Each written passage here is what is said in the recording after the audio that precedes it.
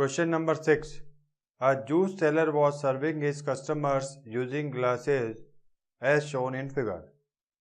The inner diameter of the cylindrical glass was 5 cm, but the bottom of the glass had a hemispherical raised portion which reduced the capacity of the glass. If the height of a glass was 10 cm, find the apparent capacity of the glass and its actual capacity. Use pi equals to 3.14.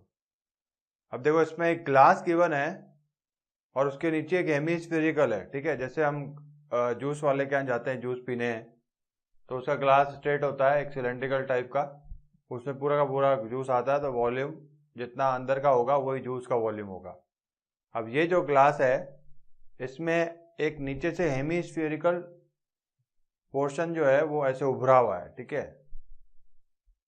इसमें लिखा हुआ है hemispherical raised portion, मतलब वो नीचे से यूं उभरा हुआ है। तो टोटल जो ग्लास का वॉल्यूम जो था, सिलेंड्रिकल का वॉल्यूम, टोटल जो सिलेंडर का वॉल्यूम था उसमें से वो हेमिस्फीयर का वॉल्यूम सब्ट्रैक्ट हो जाएगा। तो ये डायग्राम हम जरा बना लेते हैं, काफी चीजें क्लियर हो जाएंगी।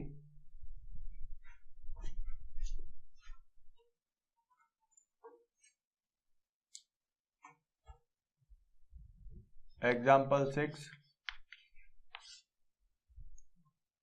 पहले एक सिलेंडर बना लेते हैं।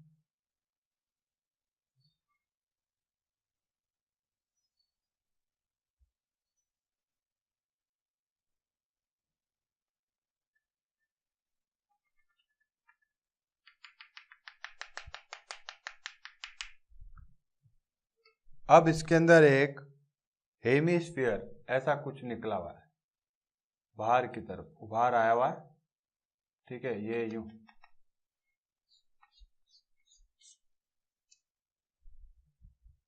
इसमें पूछा है if the height of the glass was 10 centimetre, find the apparent capacity of the glass and its actual capacity. Apparent capacity का मतलब जो इस हेमिस्फीयर को निकालने से पहले, अपेरेंट कैपेसिटी का मतलब इस पूरे सिलेंडर की कैपेसिटी जब ये हेमिस्फीयर नहीं था, ठीक है। तो हमें ये पता है सिलेंडर का वॉल्यूम होता है पाई आर स्क्वायर एच, तो इसकी अपेरेंट कैपेसिटी होगी वॉल्यूम ऑफ सिलेंडर के इक्वल।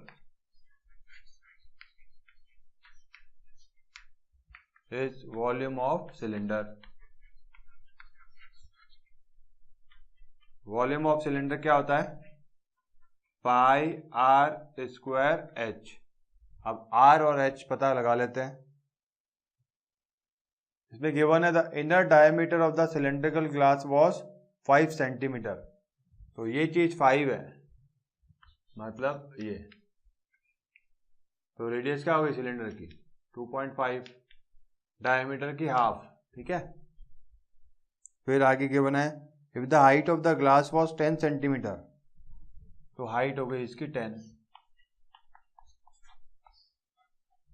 तो यहाँ वॉल्यूम में लगा देते हैं फॉर्मूला, पाई की वैल्यू 3.14 यूज करनी है, आर की जगह 2.5 इंटू 2.5 इंटू एच, एच कितना 10 है।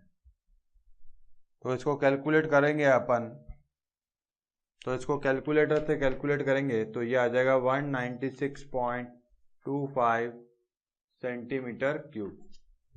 अब अगर मुझे अपेरेंट कैपेसिटी नहीं, मतलब ये हेमिस्फीयर अगर आ गया तो अब इस ग्लास की कैपेसिटी क्या हो गई? तो टोटल जो ग्लास था वो एक सिलेंडर था, उस सिलेंडर में से ये हेमिस्फीयर सब्ट्रैक्ट करना पड़ेगा, क्योंकि अब अगर तुम इसमें कोई लिक्विड डालोगे तो पहले जितना लिक्विड नहीं आएगा, कम आएगा। कम आएगा तो कितना कम आएगा? इतना कम आएगा। तो ये क्या है? एक हेमिस्फीयर है, ठीक है। हेमिस्फीयर का वॉल्यूम क्या होता है? 2/3 पाई आर क्यूब। तो वो चीज सब्ट्रैक्ट करनी पड़ेगी। तो मैं अगर एक्चुअल कैपेसिटी निकालूं इसकी, तो एक्चुअल कैपेसिटी हो जाएगी, वो हो जाएगी अपेरेंट कैपेसिटी, अपेरेंट मतलब जो अभी निकाली,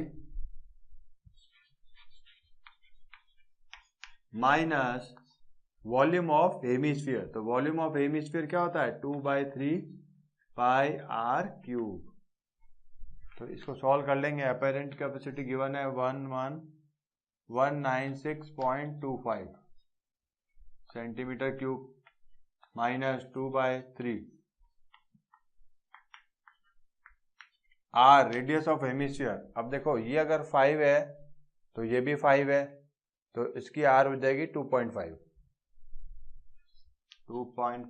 into 2.5 into 2.5।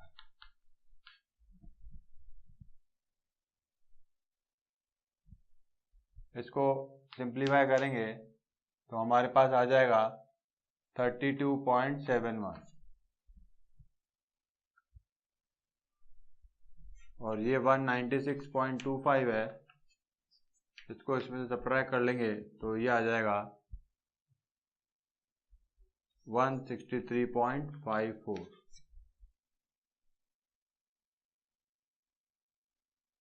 Centimetre cube. Volume है तो क्यूब ही आएगा, ठीक है।